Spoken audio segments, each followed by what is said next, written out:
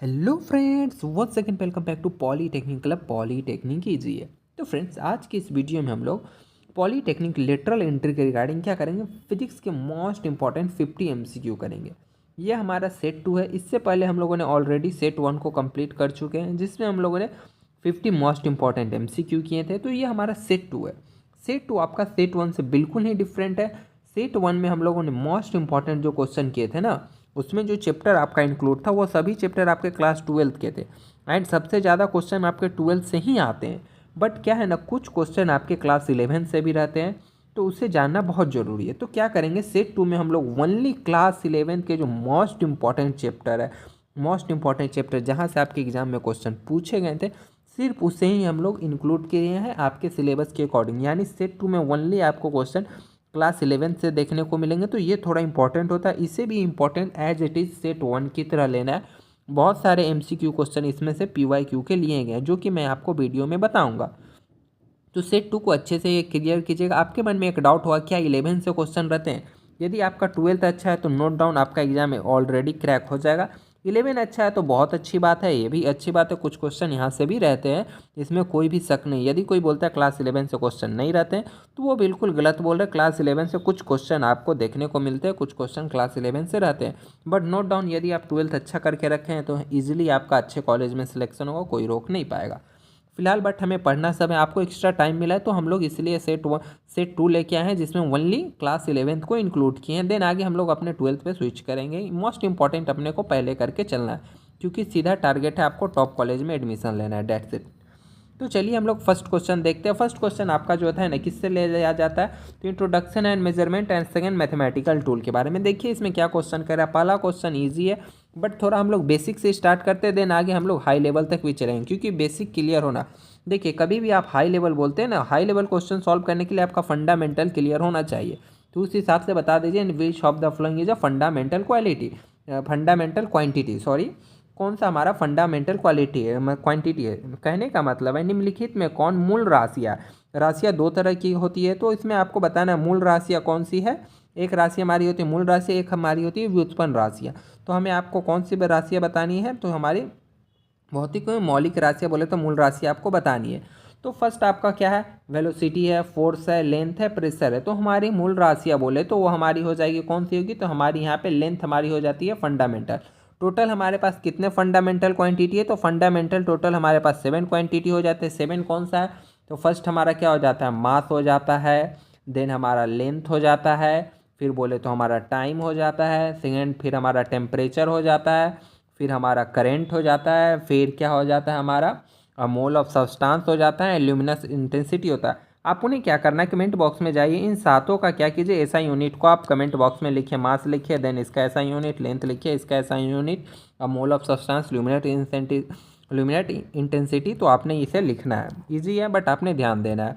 Question कह रहा है dimension formula of energy, energy का आपको डायमेंशन फार्मूला बताना है। तो एनर्जी का डायमेंशन फार्मूला वही होगा जो वर्क का हो, क्योंकि जो आप काम करते हैं वो वर्क क्या है, फॉर्म ऑफ एक तरीके का एनर्जी ही हुआ।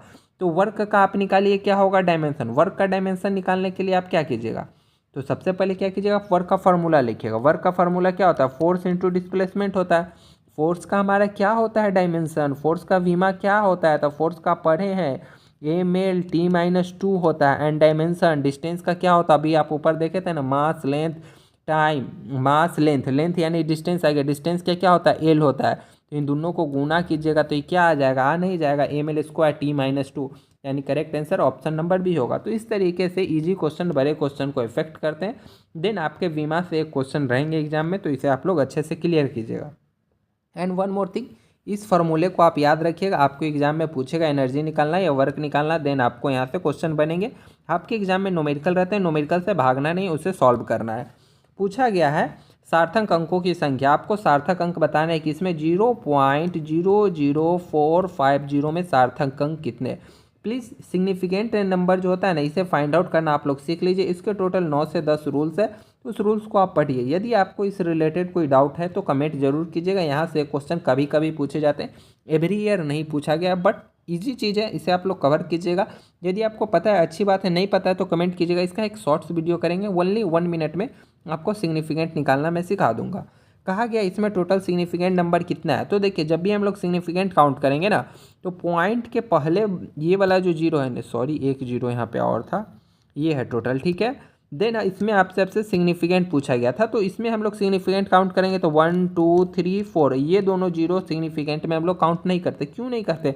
इसका हम लोगों के पास एक रूल है कि लीडिंग एलिमेंट हम लोगों का हटा देते हैं, लीडिंग जीरो हमारा काउंट नहीं होता, ट्रेल जीरो का काउंट करते हैं। कब काउंट करते हैं? यदि यहाँ पॉइंट है ना, तो इन दोनों जीरो को काउंट करना बनता है। ये वाला नहीं है कि दशमलव के बाद वाला जीरो महत्वपूर्ण नहीं है भैया, यह जीरो सार्थक अंक में महत्वपूर्ण होता है, दशमलव के बाद वाला जीरो, यानी सिग्निफिकेंट नंबर इसमें हमारा 4 हो जाएगा। अभी हम लोग चलिए ऑप्शन को देखते हैं।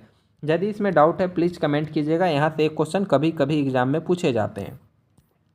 तो देखिए करेक्ट आंसर नंबर 4 है। क्यों है? तो यहाँ आपको लिखा गया। यदि आपको इस पर डिटेल वीडियो चाहिए तो प्लीज़ कमेंट कीजिएगा, ओनली 1 मिनट में कंप्लीट हो जाएगा, 1 से 2 मिनट। Which of the following is has a no unit, मतलब इसमें कुछ सारे ऑप्शन दिए गए, आपको बताना है कि इसका यूनिट नहीं है, बोले तो उसका हम लोग का यूनिट लेस क्वांटिटी है। फोर्स क्या है? तो फोर्स का यूनिट होता है भैया, क्या होता है? तो न्यूटन में हम लोग मेजर करते हैं। वर्क का भी जस्ट ऑलरेडी हम लोगों ने देखा। देन आपका आ रहा coefficient of friction and pressure का, तो आप लोग ऑलरेडी जानते हैं, हम लोग बार में मेजर करते हैं, इतना बार हो रहा है। कोफिशिएंट ऑफ फ्रिक्शन क्या है? आपके एग्जाम में कोफिशिएंट ऑफ फ्रिक्शन से न्यूमेरिकल आते हैं, तो प्लीज़ कोफिशिएंट ऑफ फ्रिक्शन को अच्छा से क्लियर कर लीजिएगा। यदि न्यूमेरिकल चाहते हैं ना किसी भी टॉपिक पे, कमेंट जरूर कीजिएगा जिस टॉपिक पे आपको न्यूमेरिकल चाहिए।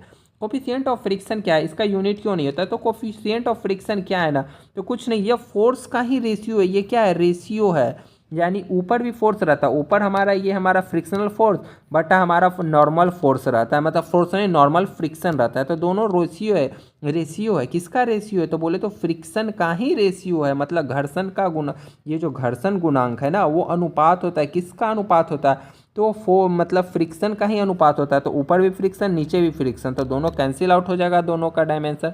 इसलिए यह dimension less and unit less, इसका नहीं डायमेंशन होता है न ही यूनिट होता है। यहाँ पे यदि अगर आपसे पूछा जाता है यूनिट के जगह डायमेंशन लेस, तो देन आपको कोफिशिएंट ऑफ फ्रिक्शन ही टिक करना था।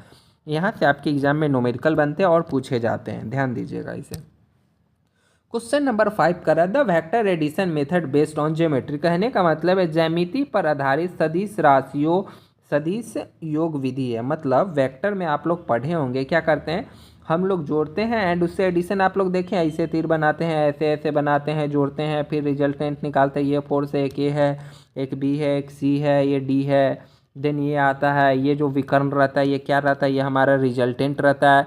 देन आपको एग्जाम में याद रखना है रिजल्टेंट निकालना पूछा जाता है न्यूमेरिकल में, तो आपको रिजल्टेंट निकालने आना चाहिए। बहुत ईजी है, सिंपल सा फॉर्मूला, आई होप आपको ये पता होगा रिजल्टेंट कैसे कैलकुलेट करते हैं। अदरवाइज इसका जैसे हम लोग 50 MCQ कर रहे हैं, 50 न्यूमेरिकल MCQ भी करेंगे, उसमें इंक्लूड करेंगे पक्का इसे। तो इस जो मेथड रहता है, इस मेथड का क्या नाम है? तो इस मेथड का नाम है हमारा पैरेललोग्राम लॉ, मतलब समचतुर्भुज करके होगा, हिंदी में कहीं लिखा होगा समचतुर्भुज नियम, इसी समानांतर चतुर्भुज नियम से इसे हम लोग जानते हैं। इंग्लिश में बोले तो ये पैरेललोग्राम लॉ रहता है। इससे हम लोग वेक्टर का एडिशन करते हैं, देन हम लोग क्या करते हैं रिजल्टेंट को फाइंड आउट करते हैं, एंड रिजल्टेंट से आपके एग्जाम में न्यूमेरिकल रहता है। पेशेंस रखिए, हम लोग न्यूमेरिकल का सेशन भी जरूर करेंगे, बट अभी मैं बता दे रहा हूँ जहाँ से न्यूमेरिकल रहता है आप लोग खुद से भी प्रैक्टिस जरूर कीजिए। नेक्स्ट क्वेश्चन है विच of the following is a scalar quantity, आपको बताना है नीचे दिए गए ऑप्शन है उसमें स्केलर क्वांटिटी हमारे कौन से है। तो देखिए हमारा जो दो तरीके का क्वांटिटी होता है, एक स्केलर क्वांटिटी होता है, एक वेक्टर क्वांटिटी होता है। स्केलर क्वांटिटी कहने का मतलब अदिश राशियाँ, ठीक है, स्केलर यानी अदिश राशियाँ, वेक्टर क्वांटिटी यानी सदिश राशियाँ, ठीक है। देन याद रखना है स्केलर में ओनली क्या रहेगा? मैग्नीट्यूड रहेगा, डायरेक्शन नहीं रहेगा, दिशा नहीं रहेगा, दिशा नहीं है इसलिए इसका नाम अदिश यानी दिशा नहीं, वेक्टर सदिश यानी दिशा। तो स्केलर वेक्टर याद रखिएगा, इजी क्वेश्चन है, 1-2 क्वेश्चन बन सकता है आपके एग्जाम में, देन इसे याद रखना है। तो इसमें कौन सा स्केलर क्वांटिटी है? तो जो वर्क है हमारा यह स्केलर है। काम किया आप बताते हैं क्या हम लोग पूरब दिशा में पश्चिम दिशा में इतना जूल खाकर, ऐसा नहीं बताते हैं ना। फोर्स है तो फोर्स लगाते हैं हम लोग, बल लगाएंगे तो वो किसी न किसी हम लोग दिशा में ही लगाते हैं, ठीक ना। एंड डिस्प्लेसमेंट भी होता है तो हमारा पता रहता है अच्छा शॉर्टेस्ट डिस्टेंस डिस्प्लेसमेंट इस डायरेक्शन में हमें जाना है। वेलोसिटी भी हमारा तो इसमें भी रहता है, लेकिन जो हमारा वर्क है वो क्या है? हमारा स्केलर क्वांटिटी हो गया फ्रेंड्स। आगे चलते हैं वेक्टर के एडिशन से। ये ऑलरेडी मैंने आपको सिखाया हूँ मैथमेटिक्स में। तो जो 11th का फिजिक्स था ना, उसमें कुछ पोर्शन हमारा मैथमेटिक्स था। एंड फर्स्ट हम लोग कैलकुलेशन ना वहीं पे सीखते हैं, कैलकुलस, सॉरी नहीं, कैलकुलस हमारा क्लास 11th में ही आता है। तो ये मैथमेटिक्स में आपका कवर होता है और ऑलरेडी मैंने आपको कराया हूँ। तो ए प्लस बी हमारा क्या होगा, तो इसको क्या बोले, आई के साथ जोड़ दीजिए तो 3 कितना हो जाएगा, 4 हो जाएगा। ठीक है, फिर 4 कितना, 6 हो जाएगा। तो ये आपका करेक्ट आंसर हो गया। डायरेक्टली आई को आई के साथ जोड़ना है, जे को जे के साथ, के को के साथ। यहाँ से आपके मैथमेटिक्स में क्वेश्चन बनेंगे, फिजिक्स में नहीं पूछे जाएंगे। नेक्स्ट क्वेश्चन देखिए डिफरेंशिएशन से, बहुत ईजी डिफरेंशिएशन है। इसको आपने कमेंट बॉक्स में बताना है, इसको एक्सप्लेन करने का कोई मतलब नहीं बनता फ्रेंड्स, क्योंकि ऑलरेडी आपको कराया जा चुका है। मोस्ट इंपॉर्टेंट है graph related numerical, graph related question कह रहा है in graph of displacement versus time. मतलब क्या है, हम लोग का डिस्प्लेसमेंट वर्सेस टाइम का ग्राफ है, उसमें बताना है स्लोप रिप्रेजेंट करता है। उसमें हमारा स्लोप क्या रिप्रेजेंट हम लोगों का करता है। तो देखिए हमारा स्लोप क्या रिप्रेजेंट करता है। यदि आपका एक तरफ हम लोग डिस्प्लेसमेंट बनाएं, सॉरी थोड़ा सा जूम आउट करते हैं। यदि हम लोग ग्राफ बनाए, एक तरफ हम लोग डिस्प्लेसमेंट रखें एंड सेकंड हमारा क्या है, डिस्प्लेसमेंट वर्सेस टाइम। तो ये जो स्लोप बताता है, ये कोई भी जो हमारा स्लोप होगा ना, स्लोप हमारा क्या बताता है, वो क्या बता रहा है। जैसे देखिए डिस्प्लेसमेंट है ना हमारा, तो विस्थापन, ठीक है। तो इसका जो क्या बताएगा, ये जो कितना डिस्प्लेसमेंट बाई टाइम, ये जो दर हम लोग स्लोप निकालते हैं तो d Y by D t करते हैं, तो डिस्टेंस बटर टाइम, ये क्या बता रहा है, ये हमारा वेलोसिटी ही को तो बता रहा है ना, यानी स्पीड को ही तो बता रहा है। डिस्टेंस बटर टाइम क्या होता है, स्पीड होता है। स्लोप निकालने के लिए मैंने आपको एक चीज़ बताया था जब हम लोगों ने मैथमेटिक्स पढ़े थे, क्या पढ़े थे कि जैसे ही स्लोप बोले ना उसका डिफ्रेंसिएशन कर देना, यानी d Y by d x बोले तो क्या होगा, इसका दर क्या निकलेगा। दर निकालने के लिए D Y by D T होगा, and D Y by D T क्या होता है, स्पीड ही होता है ना भैया। तो ऑप्शन नंबर बी आपका करेक्ट आंसर हो गया ना। तो ऐसे इस प्रश्न को सॉल्व करना है, ऐसे ऐसे प्रश्न को। क्वेश्चन नंबर 10 देखिए क्या करा है, area under velocity time graph. यदि वेलोसिटी एंड टाइम ग्राफ करेंगे तो उसके अंदर क्या आएगा, क्या कवर होगा, वेलोसिटी होगा, एक्सेलरेशन होगा, डिस्प्लेसमेंट होगा, या फिर हमारा फोर्स होगा। तो एरिया अंडर बोला है ना, वहाँ पे स्लोप बोला था, यहाँ पे एरिया बोला। तो एरिया निकालने के लिए हम लोग क्या करते हैं, हमने बताया था ना, एरिया अगर कैलकुलेट करना है तो इंटीग्रेशन करते हैं। तो इंटीग्रेशन किसका करेंगे, वेलोसिटी टाइम, यानी भी हो जाएगा, एंड ये हमारा डी टी टाइम हो जाएगा। क्यों, क्योंकि टाइम चेंज होते रह रहा है ना, तो d v by D t हमारा हो जाएगा। तो ये क्या बताता है, ये डिस्प्लेसमेंट ही तो बता रहा है ना। समय के साथ वेलोसिटी हम लोग चेंज कर रहे हैं, उसके दर को वेग समय ग्राफ में नीचे के क्षेत्रफल विस्थापन द्वारा दर्शाया जाता है। ये भी इंटू डी टी क्या है, ये हमारा डिस्प्लेसमेंट को शो करता है, यानी correct answer option number C हो जाएगा यहाँ पे। अब नेक्स्ट क्वेश्चन है जो 11 to 20 हम लोग किससे कवर करेंगे, बोले तो काइनेटिक ऑफ पार्टिकल, मतलब kinematics of particle, sorry, then and unit fourth आपका रहेगा forces and law of motion. यहाँ से भी आपके एग्जाम में न्यूमेरिकल बनते हैं, मैं आगे बताऊंगा कैसे न्यूमेरिकल बनते हैं। The acceleration of body falling free under the gravity, मतलब ऊपर से कोई बॉडी गिर रहा है, देन एक्सेलरेशन कितना रहेगा, 9.8। ऐसा क्वेश्चन नहीं पूछा जाएगा। ये जो जी का मान है न्यूमेरिकल सॉल्व करने के लिए यूज करेंगे। आपसे एग्जाम में न्यूमेरिकल रहेगा, ऊपर से पत्थर गिरा रहा है, कितना सेकंड में गिर रहा है, कितना टाइम लगेगा, या फिर कोई गाड़ी रुकी अवस्था में एंड वो चलना शुरू करती है, कितना समय में यहाँ पे पहुँचेगी। इस टाइप का न्यूमेरिकल रहेगा। पेशेंस रखिए, हम लोग न्यूमेरिकल करेंगे, यहाँ से थ्योरी नहीं बनते हैं, ज़्यादा नहीं बनते, 1-2 थ्योरी है, मैं बताऊँगा। थ्योरी के लिए आ गया दी ट्राइजेक्ट्री ऑफ प्रोजेक्टाइल मोशन। आप प्रोजेक्टाइल मोशन का आपको ट्राइजेक्ट्री बताना है। तो जो प्रोजेक्टाइल मोशन करते हैं ऐसे कुछ जाता है, ठीक ना। जो देखिए बॉलर क्या है, बैट्समैन गेंद मारता है तो वो ऐसे करके जाता है। तो प्रोजेक्टाइल मोशन हमारा क्या रहता है, पैराबोलिक रहता है। प्रोजेक्टाइल मोशन से आपके एग्जाम में क्वेश्चन बनते हैं। प्रोजेक्टाइल से आपने ध्यान रखना है ना कि क्वेश्चन किस तरीके का आपके एग्जाम में बनेगा। तो प्रोजेक्टाइल में या तो पूछा जाएगा, ये भी न्यूमेरिकल का ही है, थ्योरी इससे एकदम बहुत बहुत कम चांस रखिए कि यहाँ से थ्योरी है। या तो पूछा जाएगा टाइम ऑफ फ्लाइट, कि वो बॉल कितना टाइम तक वो हवा में रहेगा, ठीक है। इतना वेग से कोई बैट्समैन गेंद मारा तो ये कितना समय तक क्या रहेगा, हवा में रहेगा, फ्लाइट करता रहेगा, ऊपर रहेगा। या तो पूछा जाएगा हॉरिजॉन्टल रेंज, यानी कि बैट्समैन यहाँ से मारा इतना फोर्स से कितना दूर जाएगा, एक ये क्वेश्चन पूछा जाएगा। एंड सेकेंड चीज़, वो मैक्सिमम कितना हाइट कवर किया। ये 3 चीज़ ही आपको एग्जाम में निकालने के लिए पूछे जाएंगे। तीनों का मैं फार्मूला बताता हूँ। ये जो हमारा है टाइम ऑफ फ्लाइट, इसको टी लिखेंगे, एंड जो हॉरिजॉन्टल रेंज है इसे हम लोग आर से लिखेंगे, एंड जो हाइट है इसे एच से। तीनों का मैं फार्मूला लिखता हूँ, आप लोग नोट कीजिएगा। नेक्स्ट वीडियो में हम लोग न्यूमेरिकल इस पर प्रैक्टिस करेंगे। तो सबसे पहला फार्मूला है हमारा टाइम निकालने के लिए, वो कितना देर तक हवा में फ्लाई करेगा। तो वो फार्मूला हो जाता है 2u। यू मतलब क्या होता है, प्रारंभिक वेग, तो इसे याद रखिएगा। याद रखिए, देखिए एक u होता है एक v होता है। u पहले आता है ना, तो u प्रारंभिक वेग, भी बाद में आता है तो फाइनल वेलोसिटी। तो ऐसे आपने याद रखना है अगर आप लोग भूल जाते हैं तो, क्योंकि मैं भी इसी तरीके से याद करता हूँ। तो पहला हमारा कितना देर तक वो हवा में रहेगा, तो साइन थीटा। जो देखिए बॉलवा मार रहा है तो कोई ना कोई एंगल से मारता है ना। एंड जी तो भैया आपका हर एक जगह रहेगा। तो ये टाइम निकालने का फार्मूला हो गया, कितना टाइम तक वो फ्लाइट में रहेगा, हवा में रहेगा। टाइम निकाल लिए। एंड देन हम लोग क्या करेंगे, हॉरिजॉन्टल रेंज। हॉरिजॉन्टल रेंज मतलब कितना दूर जाएगा, धोनी छक्का मारा या फिर विराट कोहली मारा तो कितना दूर जाएगा। तो ये हमारा एच बराबर, सॉरी एच नहीं, कितना दूर जाएगा ना, तो इसको हम लोग आर से बोलते हैं रेंज। मतलब कितना दूर गया, यहाँ से मारा तो यहाँ पे गया तो रेंज। तो आर बराबर हमारा क्या होता है, यू स्क्वायर साइन टू, ये साइन है, साइन टू थीटा बाई जी। इस फार्मूला को याद रखिए, न्यूमेरिकल रहेगा ही रहेगा। अब हम लोग एच निकालेंगे, ये वाला हाइट। तो देखिए एच कैसे निकलेगा, तो एच बराबर फार्मूला होता है हमारा यू स्क्वायर, यू सब जगह वही है, फाइनल मतलब स्टार्टिंग वाला इनिशियल कितना तेज़ी से वो मारा है, साइन स्क्वायर थीटा बाई यहाँ पे 2g आता है। आई होप आप इन तीनों फार्मूला को प्लीज़ याद रखिए, आपके एग्जाम में न्यूमेरिकल बनेंगे। फिक्स है, फिक्स है, फिक्स है। फिलहाल हम लोग चलते हैं क्वेश्चन नंबर 13। क्वेश्चन नंबर 13 देखिए आपसे क्या कर रहा है, relative velocity of two bodies moving in same direction. कहने का मतलब एक ही दिशा में गतिमान दो पिंडों का सापेक्ष वेग होगा। आप एक इधर से दौड़ते हुए आ रहे हैं, आप नहीं है, मान लीजिए आपका ये विराट कोहली हो गया एंड इधर इसका कोई और हो गया, मान लीजिए इधर से कौन दौड़ेगा जी, इधर मान लीजिए रोहित शर्मा है, ठीक है। ये एक दूसरे से रन लेने के लिए दौड़ रहे हैं, तो दोनों के बीच सापेक्ष गति क्या होगा, तो दोनों के बीच का सापेक्ष गति होगा डिफरेंस बिटवीन, मतलब ये अगर 10 मीटर पर सेकेंड से चल रहा है तो ये अगर 5 मीटर पर सेकेंड से चल रहा है, तो दोनों को माइनस करेंगे यानी डिफरेंस करेंगे, यानी डिफरेंस बिटवीन वेलोसिटीज बोले तो ऑप्शन नंबर सी।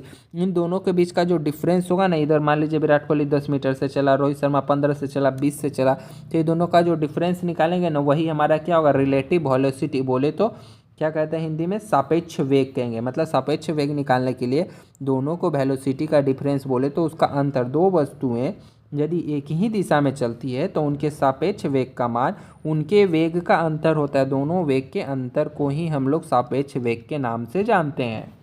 Question number 14, Newton first law also known as. Newton का पहला नियम क्या था, तो न्यूटन जो फर्स्ट लॉ दिए थे वो जड़त्व का लॉ दिए थे बोले तो, इनर्शिया का दिए थे बोले तो ऑप्शन नंबर सी होगा। आई होप आप लोग न्यूटन फर्स्ट लॉ से अच्छे से वाकिफ होंगे। इस तरीके के क्वेश्चन बहुत कम आते हैं, यहाँ से न्यूमेरिकल ही आते हैं। मैंने ऑलरेडी बोला इस चैप्टर से आपको न्यूमेरिकल देखने को ही मिलेंगे। क्वेश्चन नंबर 15 आपका बोल रहा है विच of the following is not a fundamental force. यह क्वेश्चन आपका PYQ का क्वेश्चन है, तो इसे ध्यान दीजिए। मतलब फंडामेंटल यानी फंडामेंटल फोर्स कौन नहीं है, तो आपको पहले पता होना चाहिए फंडामेंटल फोर्स है कौन कौन से। तो टोटल आपके कितने, 4 फंडामेंटल फोर्स होते हैं। पहला आपका ग्रेविटेशनल फोर्स हो जाता है, जो कि ऑप्शन नंबर ए में दिया हुआ है। सेकेंड फोर्स की हम लोग बात करें तो हमारा होता है इलेक्ट्रोमैग्नेटिक फोर्स हो जाता है, ये हमारा सेकेंड फंडामेंटल फोर्स है। थर्ड फंडामेंटल फोर्स की हम लोग बात करें तो न्यूक्लियर फोर्स है। एंड न्यूक्लियर फोर्स में दो टाइप के, एक weak nuclear force and second हमारा स्ट्रॉन्ग न्यूक्लियर फोर्स। तो टोटल 4 आपके फंडामेंटल फोर्सेस होते हैं। मैंने चारों का नाम आपको अभी बताया, तो आप बताइए इसमें से कौन नहीं है। ये बोले तो ग्रेविटेशनल मतलब बोले तो गुरुत्वाकर्षण बल, इलेक्ट्रोमैग्नेटिक का इलेक्ट्रोमैग्नेटिक बोलेंगे, वीक मतलब कमजोर नाभिक बल, एक मजबूत नाभिक बल, इस तरीके से समझ सकते हैं। तो कौन नहीं है, तो हमारा फ्रिक्शनल फोर्स नहीं है। हिंदी में पढ़ लीजिए, घर्षण बल संपर्क बल है। घर्षण बल क्या होता है भैया, जब दो वस्तु एक दूसरे के कांटेक्ट में आता है, संपर्क में आता है, तो अब घर्षण बल उत्पन्न होता है। और यह मूलभूत बल नहीं है। मूलभूत बल हमारे कौन कौन से हैं, तो गुरुत्वाकर्षण है, विद्युत चुंबकीय है, कमजोर एवं प्रबल नाभिक बल जो हम लोग बोले स्ट्रॉन्ग एंड वीक। प्लीज़ आप लोग थोड़ा थोड़ा इंग्लिश समझने की कोशिश कीजिएगा फ्रेंड्स, ताकि थोड़ा इजी हो हमें भी बताने में। Question number 16, which law explain the concept of impulse. कौन सा लॉ इम्पल्स को बताता है, तो करेक्ट आंसर हमारा होगा Newton second law. Newton second law ही हमारा इम्पल्स को बताता है। इम्पल्स क्या है, तो चेंज इन मोमेंटम, कि उसके वस्तु के संवेग में परिवर्तन को ही क्या, आवेग, इम्पल्स का शायद आवेग होता है, हाँ इम्पल्स को हम लोग क्या बोलते हैं, आवेग। मतलब कौन सा नियम आवेग को स्पष्ट करता है, तो आवेग क्या है, तो चेंज इन, संवेग में परिवर्तन को ही आवेग कहते हैं। मतलब अचानक से किसी चेंज में चेंज हुआ, आप उठे अपने किसी दोस्त को या छोटे भाई को एक झापट कस के मार दिए, तो उसका फेस पे जो उत्पन्न हो रहा ना, वो थोड़ा देर के लिए एकदम टाइम के साथ तुरंत चेंज हो रहा, मतलब थोड़ा सा जो उत्पन्न हुआ ना, वो चेंज हुआ, उसको ही हम लोग इम्पल्स कहते हैं। ये समझाने का तरीका थोड़ा कैजुअल है, बट समझिएगा जो इम्पल्स क्या है ना, चेंज इन मोमेंटम, यानी संवेग में तुरंत चेंज। एंड संवेग बराबर क्या होता है, फोर्स इनटू टाइम। मतलब कुछ समय तक जो उस पर हुआ ना, तेजी से जो फोर्स अप्लाई किए, क्या है, कुछ सेकंड तक कोई फोर्स लगा, एक झापट मारे खींच के, तो क्या हुआ, change in momentum. And change in momentum is क्या है, चेंज इन मोमेंटम बोले तो वो आपका इम्पल्स हो जाता है, और यही हमारा सेकेंड लॉ से रिलेटेड है। तो option number B correct answer है। इम्पल्स निकालने का फॉर्मूला याद रखिएगा, काम आ सकता है बट काम नहीं आएगा, बट नहीं, आपने याद रखना है छोटे छोटे चीज़ों को।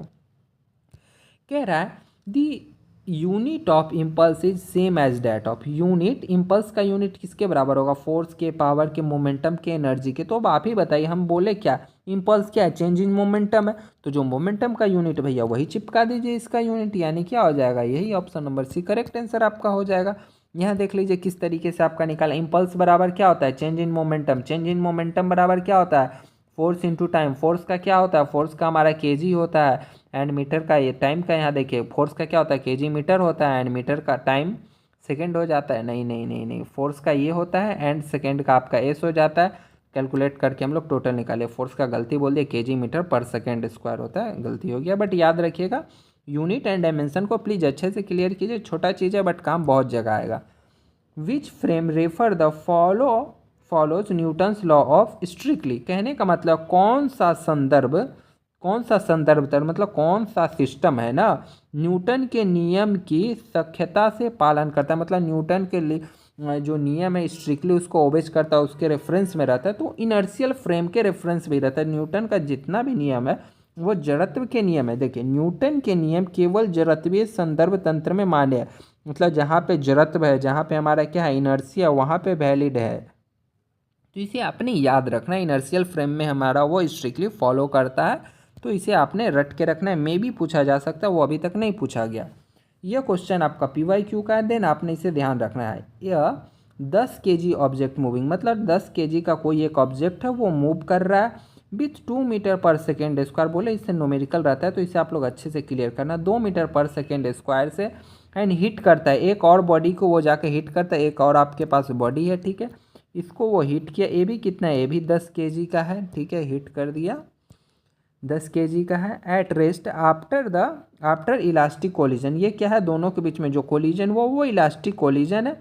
मतलब बोले तो इलास्टिक मतलब क्या, प्रत्यास्थ होता है, मे बी प्रत्यास्थ कोलिजन, हाँ प्रत्यास्थ टक्कर, प्रत्यास्थ कोलिजन है। वेलोसिटी और फर्स्ट बॉडी, जब मान लीजिए आपके पास एक इलास्टिक बॉडी है, कितना kg का, 10 kg का, वो उसको आप बिगे, वो जाके 10 kg का एक और बॉडी से टकराया, वो कैसा कोलिजन है, इलास्टिक कोलिजन है। वो मूविंग कितना से कर रहा है, ये जो बिगिन है वो 2 मीटर पर सेकेंड से स्ट्राइक कर रहा है। देन आपसे पूछा गया कि इसका बॉडी हमारा क्या बताइए, then after elastic collision, then आप बताइए कि इसका क्या गति रहेगा टकराने के बाद का।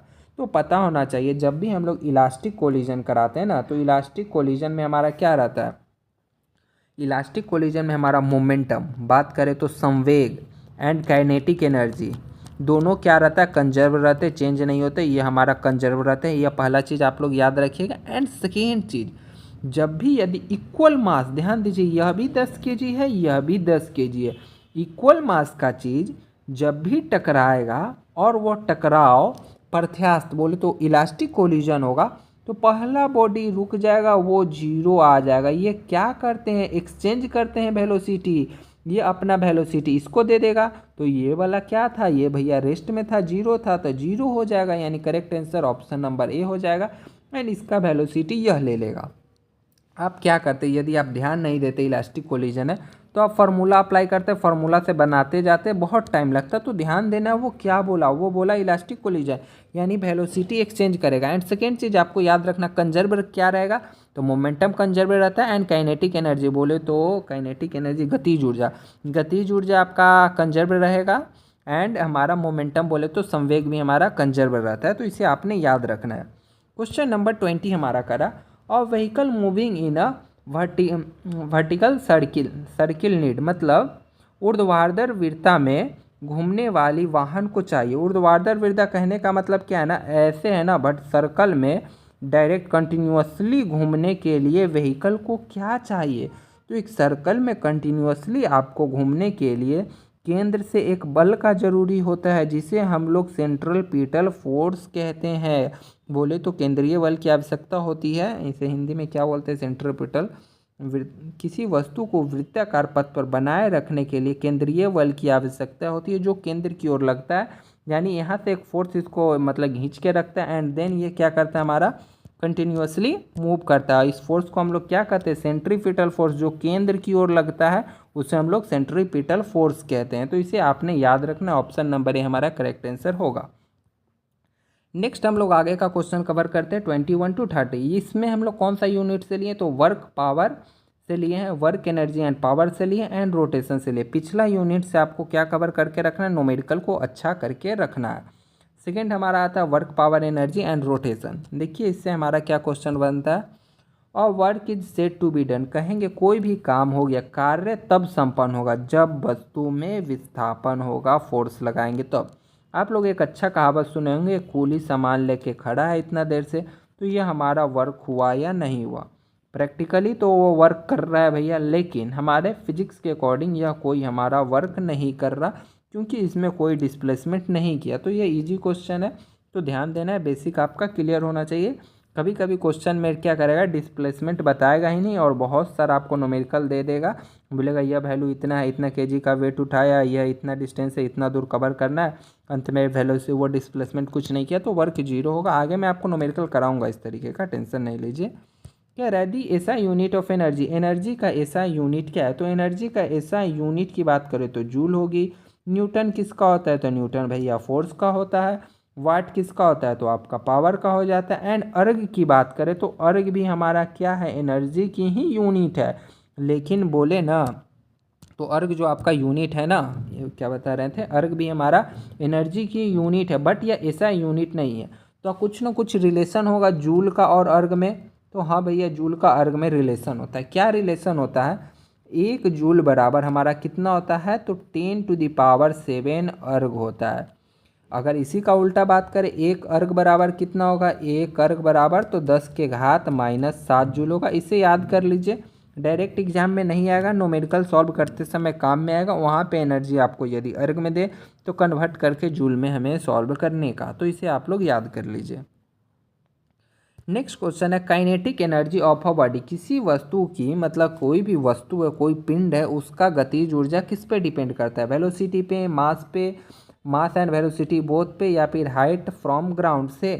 तो देखिए काइनेटिक एनर्जी बोले तो गतिज ऊर्जा के ई बराबर क्या होता है, के ई इज इक्वल टू, एक सेकेंड क्या लेते हैं हम लोग, के ई, काइनेटिक एनर्जी के ई लिखते हैं ना, तो के ई बराबर हम लोग का होता है ½ mv²।